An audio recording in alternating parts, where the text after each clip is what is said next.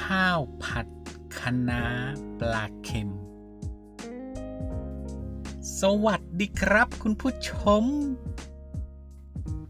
ดูส่วนผสมกันเลยครับ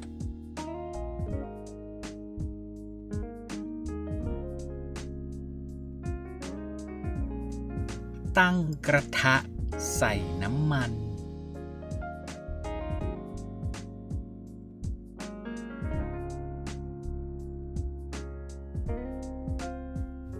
ทอดปลาเค็มให้สุก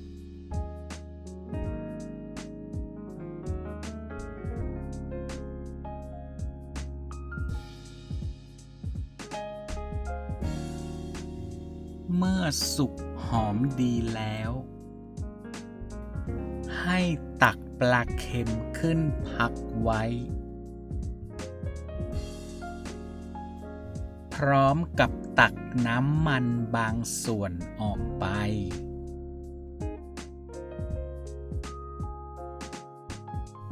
ใช้น้ำมันที่เหลือกับกระทะใบเดิม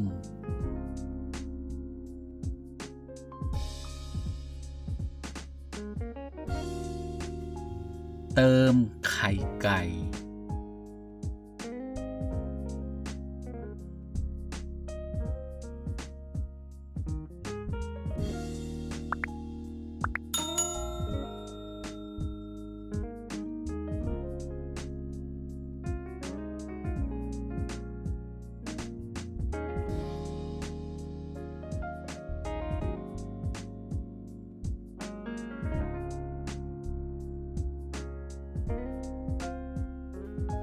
หอมแดง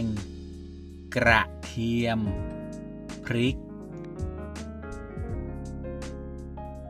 ผัดจนมีกลิ่นหอม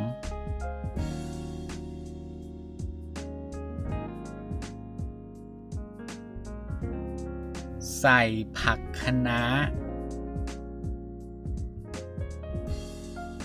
ผัดจนผักสลด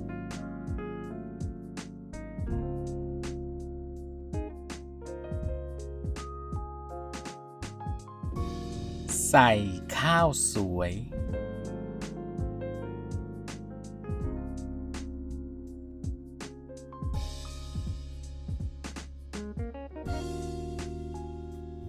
ผัดให้ข้าวแยกเม็ด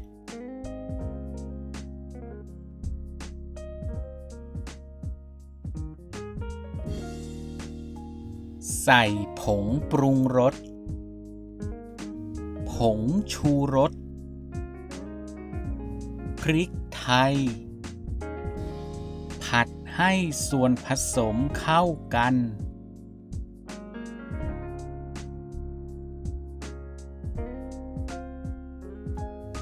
ใส่ปลาเค็มที่พักไว้